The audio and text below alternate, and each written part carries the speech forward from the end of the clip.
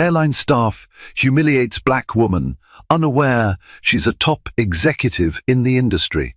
Have you ever witnessed a moment of blatant disrespect, only for fate to flip the script in the most dramatic way possible? Today's story is exactly that, and then some. It's a tale of arrogance, racial bias, and an unshakable spirit. Picture a bustling American Airlines check-in counter at John F.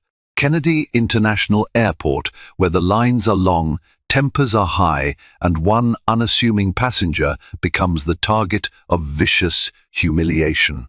Little do the staff know, this passenger isn't just any traveler. She's a high-powered executive whose influence could change their futures forever. Buckle up, this story is a roller coaster you won't forget. Ebony Williams was born in a modest neighborhood in Atlanta, Georgia. Her mother, Regina, was a hard-working nurse who pulled double shifts at Grady Memorial Hospital, while her father, Leonard, worked at a local auto shop doing brake replacements and oil changes. Neither of her parents had gone to college, and they had no background in aviation or the corporate world. Yet they instilled in Ebony a fierce sense of determination, integrity, and compassion, characteristics that would come to define her. From an early age, Ebony found herself mesmerized by the sky. Every time she heard the roar of an airplane overhead, she would dash outside, eyes shining, tracking its graceful arc across the clouds. She would often run to the end of her block, arms spread wide, mimicking the plane's ascent. The neighborhood kids laughed, but Ebony didn't care. It felt like freedom to her, freedom from the constraints of life, from the modesty of her surroundings, and freedom to dream bigger than anyone around her dared. By the time Ebony reached high school, her passion was clear to everyone. She obsessed over flight mechanics, aircraft models, airline business strategies, anything to do with aviation. She joined the school's science club, took advanced physics, and even volunteered on weekends to help in a local aviation museum. Her teachers took note, often remarking that they had never met someone so genuinely passionate about the airline industry. She was a beacon of ambition in a school where many of her classmates struggled just to see a future beyond the confines of their neighborhood. When Ebony was in 11th grade, she heard about a summer internship program at the Hartsfield-Jackson Atlanta International Airport. The program only accepted a handful of high school students each year, giving them a rare glimpse behind the scenes of one of the world's busiest airports. Determined to succeed, Ebony poured her heart into her application essay, writing about her dream to someday help manage an airline that truly cared for its passengers and its employees.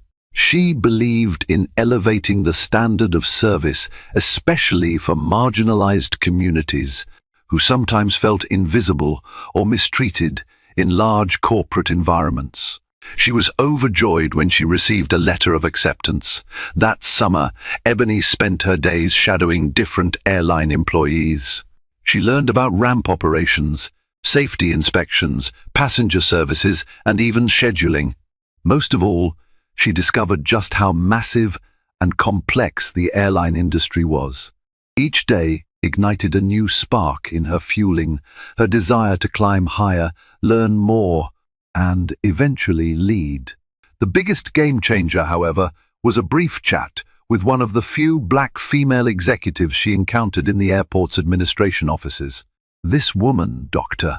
Monica Floyd, oversaw a small department dealing with diversity training and inclusive hiring. She was a tall, confident figure, her presence commanding the entire room. Dr. Floyd spoke to Ebony not just about career paths, but also about the obstacles she would face as a black woman climbing the corporate ladder. She warned Ebony that the higher she soared, the more resistance she might encounter stereotypes, systemic bias, and the constant pressure to outperform. But she also encouraged Ebony to never let that deter her from claiming her rightful seat at the table.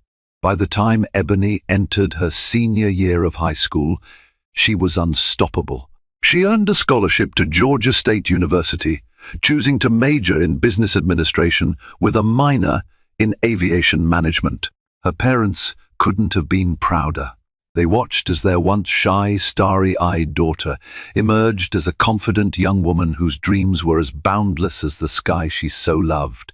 This was Ebony Williams, the child of humble beginnings, nurtured by love and determination, armed with a vision that would soon take her to unimaginable heights. Little did she know that her future would not only impact her own life trajectory, but would also serve as a beacon of possibility to countless others. All she needed was a chance to prove herself, and Ebony was more than ready to seize every opportunity. After her stellar performance in high school, Ebony enrolled at Georgia State University, where she excelled academically. Her charisma and unwavering dedication quickly caught the attention of professors and peers alike. She participated in case study competitions, joined the aviation club, and became president of the Black Student Business Organization. In every role, she showcased her ability to lead, organize, and negotiate. Employers noticed this, and her resume shone like a supernova in a sea of average portfolios. During her sophomore year, she landed a part-time job with one of the regional airlines operating out of Hartsfield-Jackson. The job was humble customer service at the check-in counter and sometimes assisting in the lounge, but Ebony treated it like a golden opportunity. She used every interaction with passengers as a learning experience, carefully noting areas where processes could be improved. She listened to travelers' complaints and solutions they suggested, meticulously documenting her insights in a small, dog-eared notebook she carried everywhere. That same year, Ebony caught the attention of a visiting executive named Harold Schultz.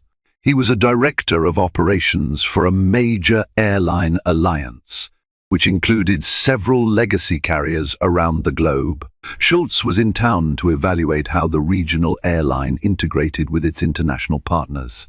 While standing in line, he observed Ebony deftly handling a disgruntled passenger who was late for a flight. Instead of dismissing the traveler's anxieties or showing annoyance, Ebony calmly listened, offered immediate support, and then rebooked them on a later flight, taking extra steps to ensure the process was as smooth as possible. Impressed, Schultz introduced himself after the passenger left.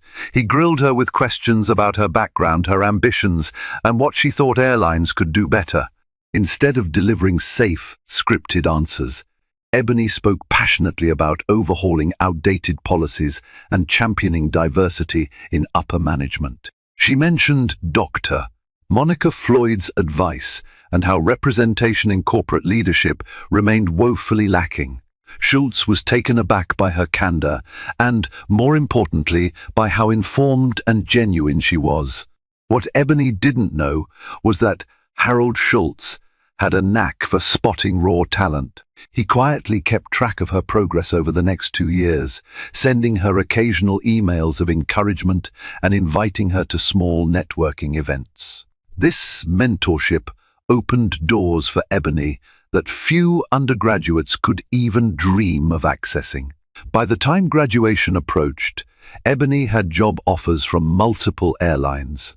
The one she eventually chose was a prominent international carrier, specifically because they offered a management trainee program that promised accelerated growth for high-potential candidates. Over the next few years, Ebony rotated through various departments: finance, operations, marketing, and human resources. She soaked up knowledge like a sponge and delivered stellar results. When the airline faced challenges with staff retention in one of its major hubs, Ebony spearheaded an initiative to address employee grievances head-on, introducing mentorship programs and inclusive training sessions. Her success in that program thrust her into the spotlight. Soon, Ebony found herself fielding interviews with leading aviation publications. She began speaking at industry conferences, highlighting the importance of internal culture in delivering top-notch passenger experiences. Despite her growing influence, Ebony remained remarkably grounded, never forgetting her roots or the lessons her parents taught her, especially the importance of treating everyone with respect and kindness, regardless of their position.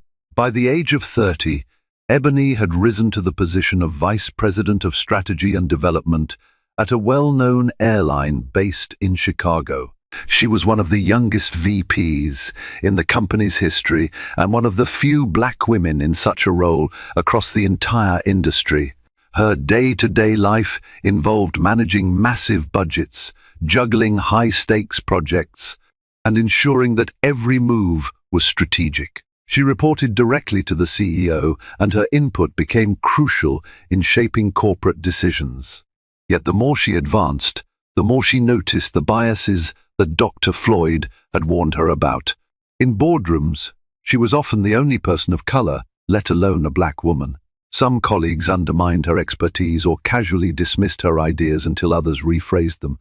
Still, Ebony's confidence and track record spoke louder than any prejudice. Each time she was underestimated, she quietly delivered results so indisputable that skepticism withered. Still, her meteoric rise did not come without personal sacrifices. Long hours and constant travel left little room for a social life. Friends grew distant, relationships faltered, and even family reunions became rare occurrences. But Ebony understood that shaping the future of an industry meant devoting her full energy. She willingly accepted these sacrifices, keeping her eyes on the bigger picture. All the while, Ebony remained unwavering in her belief that every passenger deserved top-tier service and every employee deserved to be treated with dignity. She advocated for better mentorship programs and stronger diversity initiatives, forging alliances across different departments to push for these changes. Some called her a maverick, others saw her as a future icon in the industry. Ebony never concerned herself with titles as long as she could make real, lasting impact. This unbreakable commitment to excellence and compassion was about to collide with a situation she never expected, one that would test every principle she held dear and reveal just how deeply prejudice could run. She was days away from an eye-opening trip that would serve as both a challenge and a testament to everything she had become. It started with a single email from a global consultancy firm interested in Ebony's expertise. The firm, Bowman & Green, specialized in auditing corporate cultures and employee satisfaction for multinational companies. They were launching a pilot project examining how airlines handled diversity and inclusion at the ground staff level check-in counters, cabin crews, gate agents, and lounge administrators.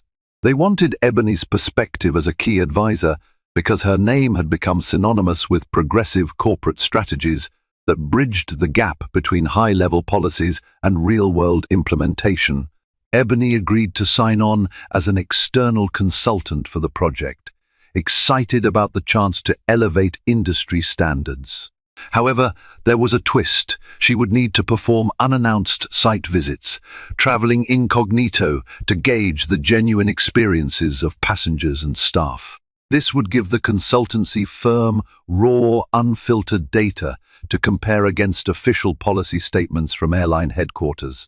After receiving final approval from her own CEO, Ebony took a one-week leave, her first real break in nearly 2 years. The plan was to travel on a few different airlines, across various airports, and compile notes on everything from staff attitudes to cleanliness to conflict resolution. The trip wouldn't be glamorous. She would purposely choose cramped connecting flights, economy seating, and busy travel windows to see how staff managed under stress. For Ebony, it was a chance to return to the passenger side of things, to remind herself of the day-to-day experiences that her policies might affect. She decided to start with American Airlines, a carrier she knew well in terms of brand reputation, but had never evaluated as a passenger in any official capacity. Her chosen itinerary was a straightforward JFK to LAX flight in economy, intentionally scheduled on a peak travel day. Ebony's logic was simple. If a crew could maintain professionalism during one of the busiest travel windows, it spoke volumes about their training and leadership. She didn't alert anyone to her identity or her position. She booked the ticket under her full name, Ebony C. Williams, which was sufficiently common not to raise eyebrows. In preparation, she toned down her usual executive flair. Instead of a designer suit, she wore a comfortable sweater, a pair of jeans, and sneakers. She swapped her elegant rolling suitcase for a scuffed old carry-on bag. Ebony even tied her hair into a simple ponytail and wore minimal makeup. She wanted to blend in seamlessly, ensuring that the staff's behavior toward her was entirely authentic. On the morning of the flight, Ebony woke up at a small mid-range hotel near JFK. This was by choice. She avoided the typical upscale hotel suite her position might have provided. She needed the full, unvarnished experience. Plus, she liked the anonymity. It allowed her to people watch in the lobby, observing families, business travelers, and flight crews without drawing attention to herself. As she settled her bill at the front desk, Ebony felt an odd twinge of excitement mixed with apprehension. She had championed airline passenger experience from the top down for years, but there was always a buffer of executive privilege. Traveling without special status or pre-arranged CIP perks was a different world. There was no guaranteed lounge access, no personal assistance from corporate liaisons, no privileged seat selection. It was just Ebony and her single carry-on, navigating the chaos like any other traveler. When she reached the airport, that same electricity filled the air, the frenzy of moving crowds, the mechanical whir of luggage belts, flight announcements echoing overhead. A wave of nostalgia hit her. She remembered the days when she'd interned at Hartsfield-Jackson, helping passengers figure out gate assignments and lugging strollers up to counters. Despite her position now, part of Ebony still felt like that wide-eyed intern, enthralled by the majestic dance of aviation. But the day's events would serve as a harsh reminder that her optimism about the industry was sometimes overshadowed by employees who did not share her dedication to fairness and empathy. As she made her way toward the American Airlines check-in area, Ebony sensed a palpable tension in the air. She could see lines building, frustrations flaring, and staff rushing from one station to another. She overheard hurried conversations about delayed flights and newly mandated changes to carry-on policies. Something told her this was going to be a more challenging experience than she anticipated. Yet, she also recalled the times she had managed high-stress situations from a corporate vantage point. She'd always urged her teams to see challenges not as excuses to vent frustration at passengers, but as opportunities to demonstrate empathy and resilience.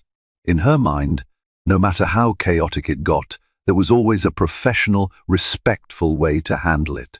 She wondered if her convictions would be validated or tested in the hours to come. Little did she know, she was about to walk straight into the crucible of arrogance and bias, an encounter that would shake her faith in everything she believed about progress in the airline industry. As Ebony stood in the snaking line for the economy check-in, she watched other travelers shuffle forward inch by inch. 2 employees were manning the American Airlines counters, each one appearing frazzled under the mounting pressure. One was a middle-aged woman with tired eyes, while the other was a young man who looked barely out of college, his necktie slightly askew. Intermittently, a supervisor dressed in a blazer zipped between them, offering rushed answers and occasionally snapping instructions. Ebony noticed the tension climbing, especially when the lines stalled due to a technical glitch with the baggage scale. Passengers grumbled, the staff grew visibly impatient. Still, Ebony waited calmly, focusing on her surroundings. She was here to observe, after all. She'd heard plenty of stories from frustrated flyers, but she wanted real evidence of the staff's behavior. Unfortunately, she was about to receive more than enough. By the time Ebony reached the front, she approached the young male agent whose name tag read Tyler. He barely looked up from his computer. "Next," he muttered, tapping his keyboard impatiently. Ebony stepped forward and offered a polite smile. "Good morning," she said quietly, handing over her ID and confirmation number. "Ebony Williams, traveling to Los Angeles." Tyler gave her ID a perfunctory glance. "Yeah, okay," he muttered. He scanned her details, then frowned at the screen as if something displeased him. "Where's your checked baggage?" Ebony gestured at her carry-on. "I'm only bringing this with me," she replied, lifting the bag for emphasis. "You're not allowed that size if you're not priority," Tyler said curtly, pointing to the metal bag sizer off to the side. His tone was condescending, as though he suspected she was trying to sneak something past him. "Actually, the dimensions meet the carry-on requirement," Ebony replied patiently. She walked over to the sizer and slipped the bag inside indeed. It fit without issue. Tyler rolled his eyes. "Fine," he said, as if granting her a favor. He began typing again. The entire time, he avoided eye contact, his voice tinged with a dismissive quality that Ebony found unsettling. He handed her boarding pass back, but before Ebony could even check it, he demanded, "Next passenger!" She lingered a second, wanting to see if he'd say anything else like a courteous farewell or a simple acknowledgement, but nothing came. Shrugging it off, Ebony decided to let it pass. She understood that check-in agents often dealt with stress. Maybe Tyler was just having a bad day. However, as she started to walk away, Tyler stopped her. "Wait, your bag looks heavy." "We have weight limits for carry-ons," he said, his voice suddenly louder. Ebony looked confused. "I'm aware of that. Should I weigh it?" He gestured to the scale dismissively. "It's probably overweight. If it is, you'll have to check it in and pay a fee." Ebony placed the bag on the scale, the digital numbers flashing. It was well within the limit. Sighing, Tyler gave a theatrically exasperated look. "All right, whatever," he said. "Just go." She took her bag and left, unsettled by the hostility she'd just experienced. Checking the boarding pass, she noted that she'd been placed in a middle seat, in one of the back rows, a typical experience for economy travelers. But it still felt odd that Tyler didn't even ask if she had a preference. In Ebony's experience, staff usually asked if you wanted an aisle or window seat, unless the flight was completely full. Pushing the interaction aside, Ebony reminded herself that she was here to observe every facet of the passenger journey, including less than ideal scenarios. She had plenty of airline employees under her supervision back in her own company, and she'd always stressed the importance of empathy and professionalism, no matter how hectic it got. A single surly agent didn't necessarily reflect the entire airline. As she walked towards security, Ebony overheard a confrontation at another nearby counter. A black family with 2 young children was pleading for help because their flight was oversold and they'd just been bumped. The staff member, an older gentleman, spoke to them in a tone that was at best dismissive and at worst downright condescending. He blamed them for arriving too late, even though it was still an hour until departure. Ebony noticed an unsettling pattern. The staff seemed to exhibit a particular impatience whenever dealing with black passengers. It was a red flag she couldn't ignore.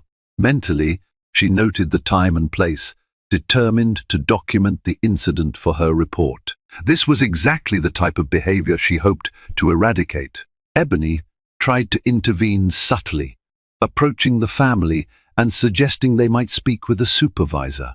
But before she could get too involved, she was ushered onward by a security officer managing passenger flow. She looked back once, making sure the family at least had the agent's undivided attention. Still, a sinking feeling gnawed at her. The day had only just begun, and Ebony sensed trouble brewing. She only hoped the flight crew would be more compassionate than the ground staff. With her boarding pass in hand, Ebony entered the security checkpoint, her heart heavier than she expected. This was the very real, very frustrating environment that everyday passengers faced, and the reason she was committed to improving airline cultures. Nevertheless, she had no idea how personal it would soon become, nor how dramatic the fallout would be. Once her identity came to light, after navigating the security lines, Ebony made her way toward her assigned gate, which was already crowded with people waiting to board. Flight delays were posted on the screen. An earlier flight to Chicago was running late, and that bottleneck seemed to be causing a ripple effect across subsequent departures. Passengers were sprawled on the floor, huddled in chairs, or pacing back and forth, looking harried and exasperated. The gate agents were furiously typing into their terminals, answering a barrage of questions from every direction. Ebony found a seat in a less congested corner near a window. She opened her notepad, jotting down the morning's experiences, the tense check-in process, Tyler's dismissive attitude, and the situation with the black family who got bumped. She also detailed the general atmosphere, how staff morale seemed low, how none of the employees she'd encountered thus far made an effort to extend basic courtesies. She wanted to be thorough in her observations, knowing her report to Bowman and Green would hold more weight if backed by concrete examples. As Ebony was writing, she noticed a sudden commotion at the gate counter. A slender, impeccably dressed gate agent name tag reading Michelle was confronting a passenger about their oversized carry-on. The passenger was a middle-aged white businessman, and he clearly had missed an earlier flight. "I've flown with you guys for years," he barked, slamming a silver luggage bag onto the counter. "Don't you know who I am? I'm Executive Platinum." Michelle forced a smile. "Sir, we appreciate your loyalty, but the overhead bins are limited. If your bag doesn't fit, we'll have to gate check it."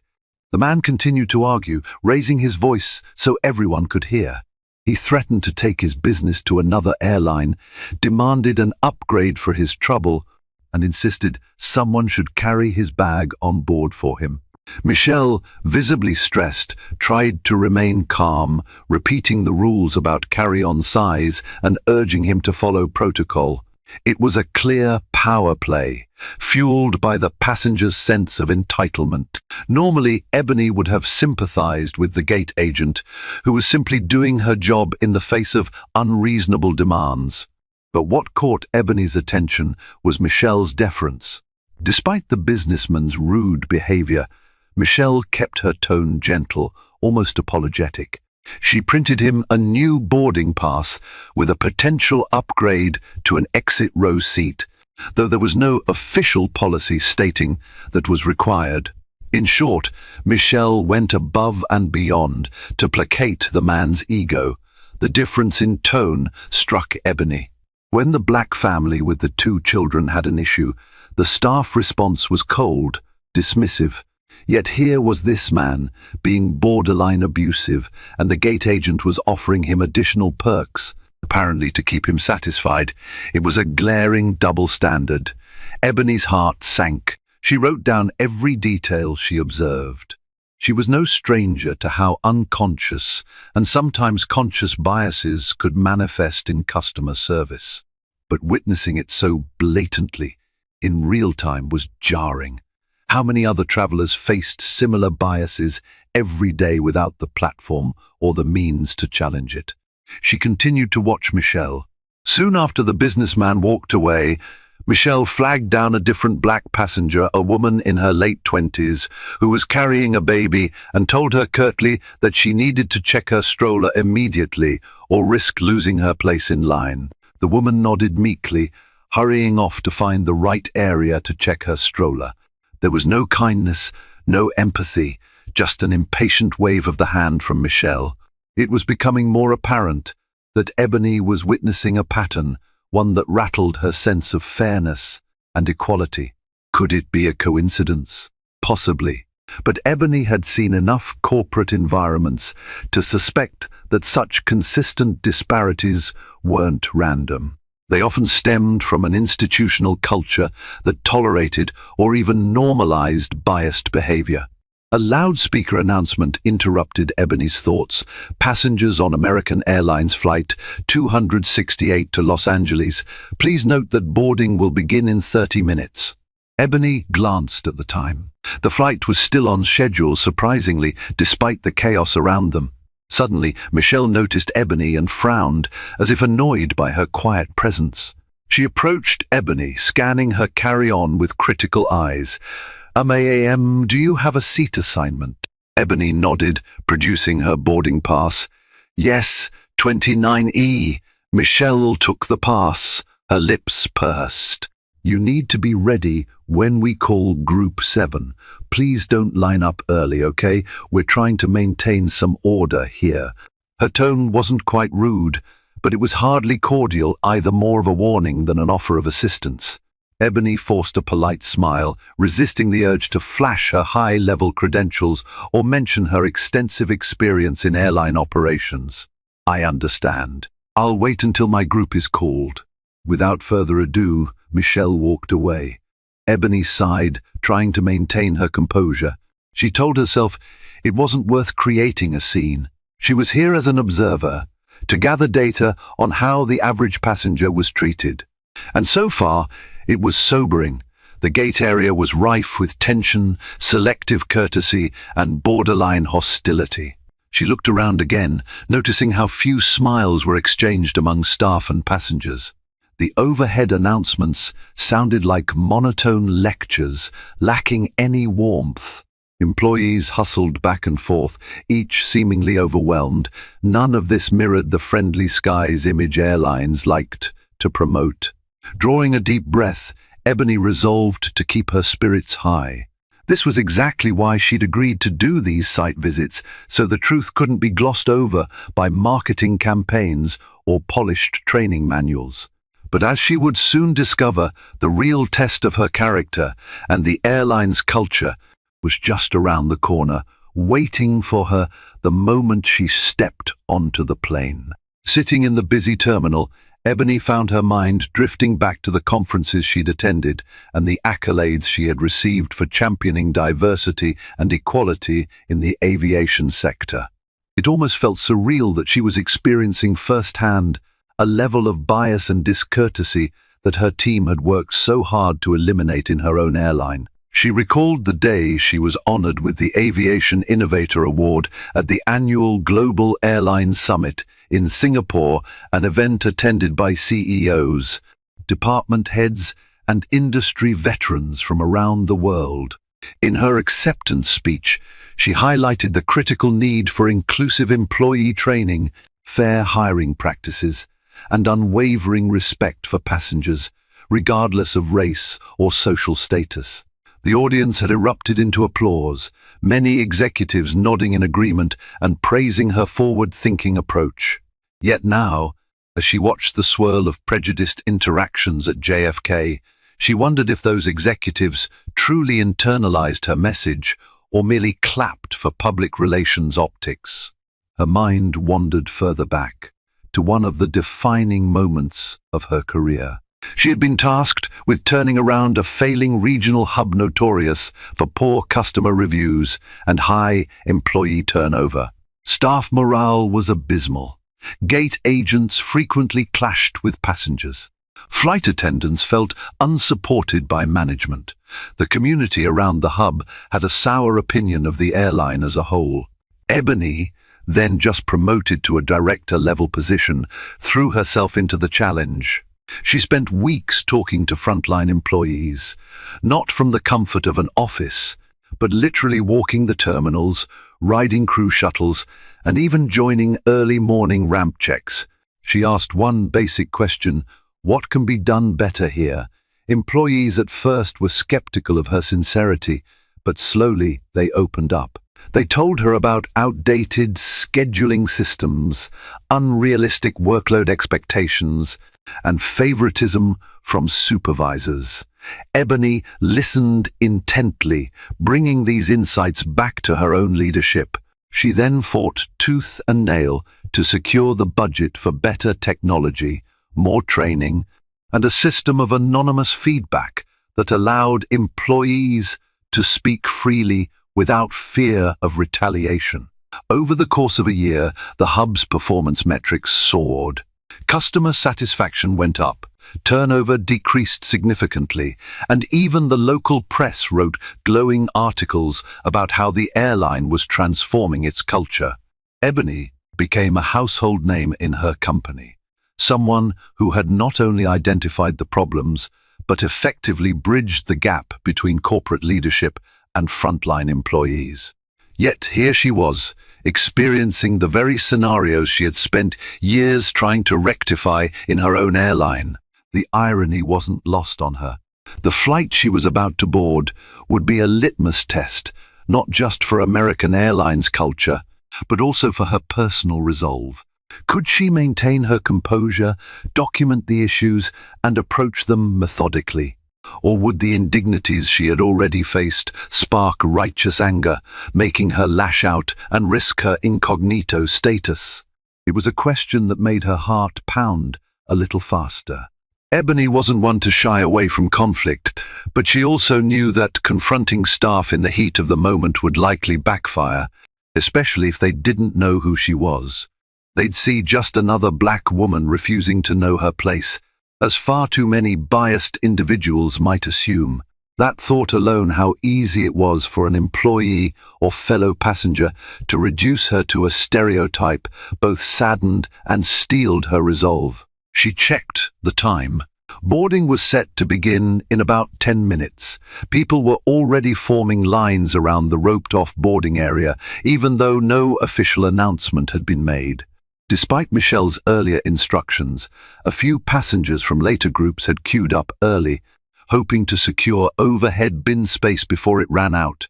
Ebony stayed seated, determined to follow the instructions she'd been given, even if it meant risking no space for her bag. She wanted to see how the gate staff handled the boarding chaos. In these final moments of waiting, Ebony closed her eyes and reminded herself why she'd embarked on this journey in the first place, to spark real change. The data she gathered today, every snub, every biased action, could be turned into fuel for reform. A small fire of indignation smoldered inside her chest, growing with each memory of the disrespect she and others had endured. This was her life's work, to shine a light on these injustices and pave the way for a more equitable future in aviation. She had the experience, the influence, and now the first-hand accounts to catalyze change. The question was, would American Airlines realize who they'd messed with before it was too late? Ladies and gentlemen, at this time, we will begin our boarding process for flight 268 to Los Angeles. We ask that passengers needing extra assistance and those traveling with small children come forward first, the gate agent announced. Ebony observed a few passengers with children and mobility aids make their way to the gate. Then came first class and priority boarding. Finally, they called groups 5 and 6. Ebony's group 7 was next, so she rose from her seat and approached the line cautiously. Michelle stood at the boarding door with a scanner. When Ebony reached her, she offered the boarding pass with a polite nod. "Group 7, Ebony Williams," Ebony said softly. Michelle scanned the pass and waved her on without a word. Another passenger behind Ebony, an older white woman, handed Michelle a pass that was for Group 9. "I'm sorry, ma'am," Michelle said apologetically. "We're not boarding Group 9 yet, but go ahead this time." Ebony couldn't help but note the difference in treatment. The older woman was also in the wrong group, yet Michelle was still gracious enough to let her pass. Meanwhile, Ebony had been sternly instructed not to board early just moments ago. The disparity stung. Walking through the jet bridge, Ebony felt a mix of anxiety and anticipation. Part of her still hoped the flight crew would be more courteous, more aligned with the values the airline publicly proclaimed. She took a moment to adjust her carry-on and mentally prepare for any potential challenges. Once on board, she followed the aisle toward row 29. The cabin was bustling with people trying to stow their luggage. Flight attendants were directing traffic, but some passengers looked irritated, especially as overhead bins began to fill up. Ebony spotted her seat, a cramped middle spot between a scowling man in the window seat and a young woman in the aisle seat, both already settled. As she hefted her carry-on to place it in the overhead bin, she discovered it was nearly full. The scowling man sighed audibly, as if Ebony's mere presence was an inconvenience. She tried to slide her bag in, but it wouldn't fit easily. A flight attendant, her name tag reading Kelly, noticed Ebony's struggle. "Could you please hurry?" Kelly asked, her tone borderline exasperated. "We have a lot of passengers behind you trying to get past." Ebony forced a tight smile. "I'm doing my best," she replied, carefully maneuvering her bag until it fit into the last corner of the compartment. She quickly slipped into her seat, apologizing to the aisle passenger for making her stand. Once seated, Ebony tried to settle in and gather her thoughts. She pulled out her notepad, intending to jot down some notes. That's when Kelly approached again, eyebrows raised. "Ma'am, all carry-ons must be stowed in the overhead bin or under the seat in front of you for takeoff," she said, pointing at Ebony's small purse at her feet. Ebony calmly explained that it was just her purse and that it would fit under the seat. But Kelly cut her off. "I need you to store it properly and do it quickly. Our flight is already behind schedule." With that, Kelly pivoted and walked away, not even giving Ebony a chance to respond. Ebony's seatmates exchanged knowing glances, as if they, too, noticed Kelly's brusque manner. Ebony tucked her purse beneath the seat and took a deep breath, reminding herself to remain professional, even if she wasn't being treated as such. Minutes later, the cabin doors closed and the safety demonstration commenced. Ebony observed the flight attendants, who went through the motions mechanically. She wondered how many times a day they repeated this routine, and whether boredom or burnout might be feeding into their attitudes. Still, it didn't excuse the unkindness. As the plane taxied, Ebony leaned back in her seat, mentally cataloguing each microaggression. Tyler's snippy remarks at check-in, Michelle's selective courtesy at the gate, and now Kelly's curt instructions. It was a pattern that, while subtle in some instances, clearly indicated a level of disrespect. Ebony couldn't help but think of passengers who might not have her resilience or her insider knowledge. How would they feel facing such treatment? Once the plane reached cruising altitude, the seatbelt sign blinked off. Flight attendants began the in-flight service. Kelly and another attendant pushed a cart down the aisle, offering drinks and snacks. When they reached Ebony's row, Kelly handed a bag of pretzels to the window seat passenger and a soft drink. She did the same for the aisle passenger, smiling politely. Then she reached Ebony without making eye contact and extended a bag of pretzels and a plastic cup with watery soda. "Thank you," Ebony said, trying to keep her tone pleasant, but Kelly was already moving on. Ebony noticed that the two other passengers in her row had been asked if they preferred peanuts or pretzels, while she had simply been handed pretzels without a choice. It was a small thing, but it contributed to an ever-growing list of slights. As Ebony sipped her soda, a commotion near the front of the cabin drew her attention. A passenger was complaining about the overhead bin being opened and his belongings shifting during turbulence. The flight attendant apologized profusely and even offered the passenger bonus miles for the inconvenience. Ebony raised an eyebrow. Clearly, some passengers got the red carpet treatment. She wondered if that same generosity would have been extended to her.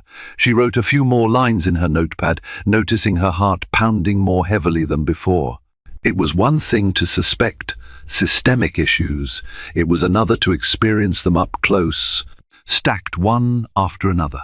The flight wore on, and Ebony tried to distract herself by reading an article on her tablet, ironically about corporate ethics in large organizations.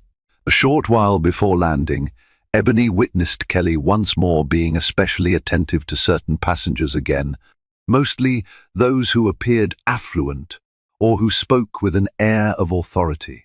Some were offered extra snacks or a second drink, yet when Ebony quietly asked for a refill of her soda, Kelly sighed, as if Ebony's request was a burdensome afterthought. There it was again, that subtle but undeniable tone that said, "You're not as important as the others."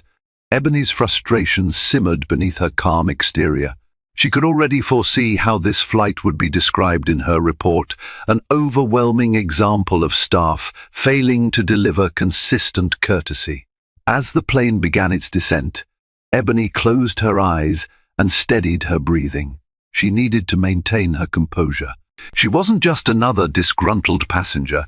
She was a highly influential executive with the power to drive meaningful change. If she lost her temper now, it would only play into harmful stereotypes and potentially undermine her mission. But as she'd soon discover, fate had more twists in store, moments that would push her patience to the limit and reveal a side of these airline employees she hadn't yet seen. After a bumpy landing at Los Angeles International Airport, Ebony exhaled a sigh of relief. Her flight had been less than pleasant, but she was grateful to finally be on solid ground. The plane taxied to the gate, and the seatbelt sign blinked off. Passengers jumped up, grabbing bags from overhead compartments. Ebony patiently waited her turn, not wanting to elbow her way into the fray. She noticed that Kelly seemed less rushed now that they were on the ground. The flight attendant was chatting with a couple in first class, smiling warmly as she helped them retrieve their belongings. Ebony shook her head slightly. The disparity in treatment was impossible to ignore. When she finally stepped into the jet bridge, Ebony saw Tyler, the check-in agent from JFK, standing there. Having hopped onto this flight as a crew traveler, or possibly to assist in some capacity upon arrival. He was conversing with Michelle. Both locked eyes with Ebony as she emerged. Michelle snickered under her breath, whispering something to Tyler. Ebony caught a mocking glance and felt a flush of irritation. She almost wanted to call them out, but she forced herself to remain calm. Ebony walked into the terminal, following signs toward baggage claim, though she had no checked bag. She was scheduled to catch a connecting flight to another city for her next round of observations, but had a layover of several hours. She figured she might check out an airline lounge or find a quiet corner to compose her notes. That's when she heard someone call her name. Turning around, Ebony spotted Harold Schultz, her old mentor from the Airline Alliance, who just so happened to be passing through LAX on his way to another conference. He was dressed in a casual suit, carrying a sleek leather briefcase. "Ebony, is that really you?" Harold asked, eyes lighting up. A genuine smile spread across Ebony's face. "Harold, what are you doing here?" she asked, stepping forward to greet him with a handshake. "I'm on my way to a meeting, but never mind that," Harold said, grinning. "I haven't seen you in months." "Still conquering the airline world?" Ebony laughed. "Trying my best." Just then Tyler and Michelle walked by, pushing a trolley of supplies for the gate area. Harold, who recognized them from earlier interactions in the industry, stopped them. "Michelle Tyler, right? Good to see you again," he said enthusiastically. Michelle looked startled. Hello, Mr. Schultz," she replied, trying to maintain composure. Tyler seemed equally taken aback, clearly not expecting to run into a high-ranking figure from the Airline Alliance. Harold continued, "I'd like you both to meet Ebony Williams. She's a top executive in the aviation industry. Well, I'll let her fill you in on her exact role. Let me just say, she's one of the brightest stars we have, pushing for better passenger experiences and diversity across the board." He beamed with pride as he introduced Ebony. Immediately, Ebony saw Tyler and Michelle's expressions shift. Their eyes widened in recognition. Tyler quickly recalled their unpleasant check-in exchange. Michelle's face paled, probably remembering the gate-side interaction. They exchanged nervous glances, as if trying to figure out how to respond. Ebony's stomach twisted. She hadn't planned on revealing her identity like this, especially not to these particular staff members who had treated her so poorly. But fate had intervened. She forced a polite smile, nodding in acknowledgement. "Nice to formally meet you both," she said, softly, her tone neutral. Harold, oblivious to the tension, continued cheerfully.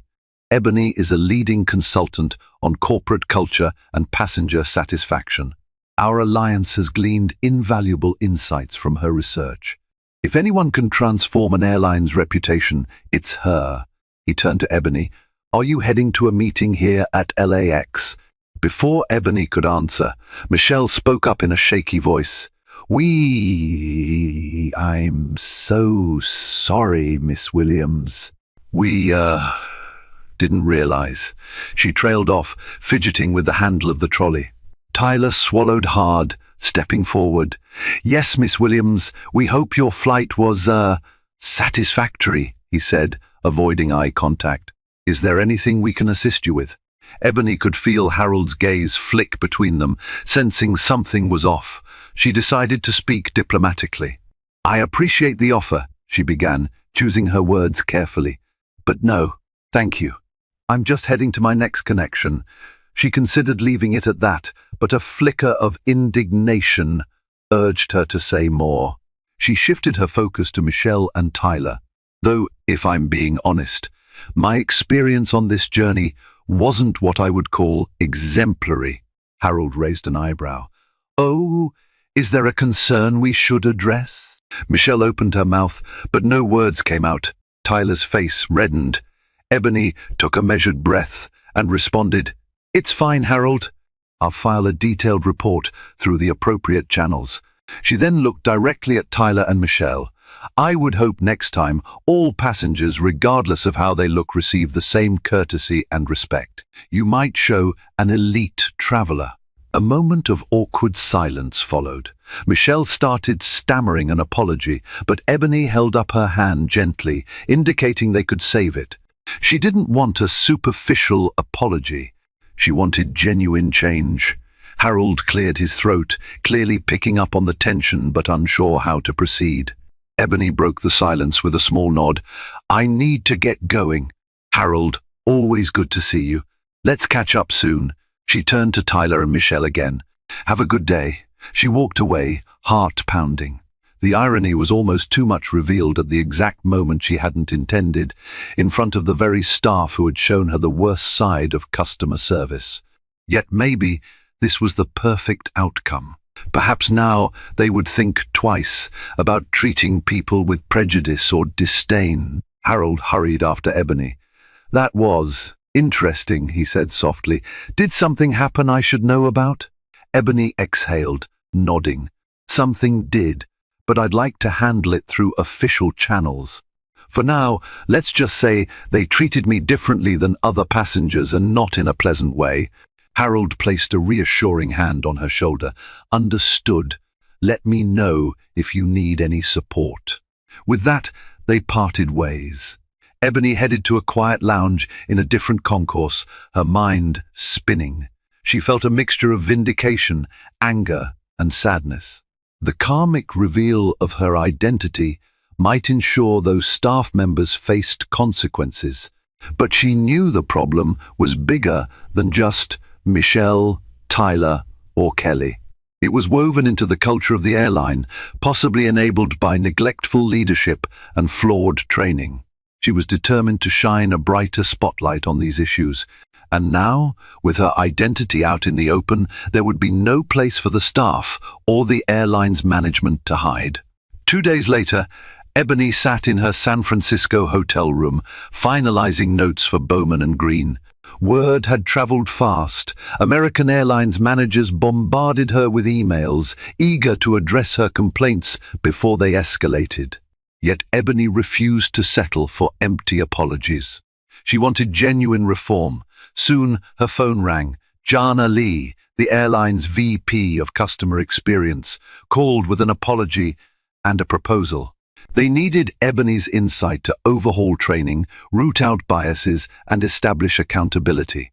Ebony agreed, but only if they committed to real change, no quick fixes or half measures. Jana promised support. Meanwhile, stories swirled on internal message boards. Some employees recalled negative run-ins with Tyler, Michelle, and Kelly, confirming Ebony's account. Others dismissed her as overreacting. Ebony ignored the gossip and focused on the bigger picture. Before long, Tyler was pulled from customer-facing duties. Michelle went on a performance plan. Kelly received a reprimand. None were fired outright, something Ebony actually supported, hoping thorough training could transform them. By evening, she sent her final report to Bowman and Green, detailing every incident from check-in to landing. Data, timestamps, and witness statements underscored the need for comprehensive reforms. A quick text from her mentor, Harold, lifted her spirits. "Proud of you. Keep fighting for what's right." Though aware that promises often slip through corporate cracks, Ebony felt renewed purpose. If airlines truly cared about their bottom line and brand reputation, they'd recognize that equity and empathy were non-negotiable. And if they failed to act, she stood ready to hold them accountable. A month later, Ebony found herself in a sleek conference room at American Airlines headquarters in Fort Worth, Texas. Senior executives filled the space, among them the CEO, CFO, and Jana Lee from Customer Experience, all there to hear Ebony's findings. Some faces looked defensive, others intrigued. Ebony's presentation highlighted every issue she'd witnessed, from inconsistent enforcement of carry-on policies to overt racial bias. She showed data from Bowman and Green's audit that backed up her personal experiences. Certain passenger demographics routinely reported lower satisfaction, and frontline employees admitted feeling ill, prepared to handle tense interactions. When she finished, the room fell silent. The CEO, Richard Coleman, cleared his throat. "Miss Williams, we appreciate your candor. We must address these shortcomings." Jana nodded, adding that they'd already begun implementing upgraded training modules. The CFO, Marcia Edwards, voiced concern over costs. "A thorough overhaul staffing, training, enforcement requires heavy investment," she cautioned. Ebony responded calmly. "The return on that investment is long-term loyalty, reduced turnover, and fewer incidents that damage reputation. It pays off in both moral and financial terms." A murmur of agreement spread through the group. The CEO exhaled. "All right, we'll commit resources to fix this. Jana, you'll lead with Ebony's guidance if she's willing." "I am," Ebony affirmed. "But understand that results won't appear overnight. Consistent follow-through is essential." The meeting ended on a note of cautious optimism. As Ebony packed up her materials, the CEO shook her hand, promising to keep her updated. Outside the conference room, Tyler and Michelle stood waiting. Their faces reflected both regret and relief. Michelle approached first. "I'm sorry, Miss Williams. I was out of line." Tyler nodded. "I need to do better. No excuses." Ebony gave a forgiving smile. "Apology accepted. Remember, respect shouldn't depend on status or appearance." They both nodded earnestly. Weeks later, American Airlines released a public statement confirming its commitment to better service and diversity training. Opinions online were mixed. Skeptics doubted the airline's sincerity, while others lauded Ebony's bravery. Still, Ebony felt hopeful. She had turned a moment of personal humiliation into a chance for meaningful industry change. That, to her, was genuine leadership. Thank you for joining me on this dramatic journey, where a routine flight turned into a powerful lesson on empathy, integrity, and perseverance. If there's one takeaway from Ebony's experience, it's that our everyday actions and the biases we harbor can shape a person's entire journey.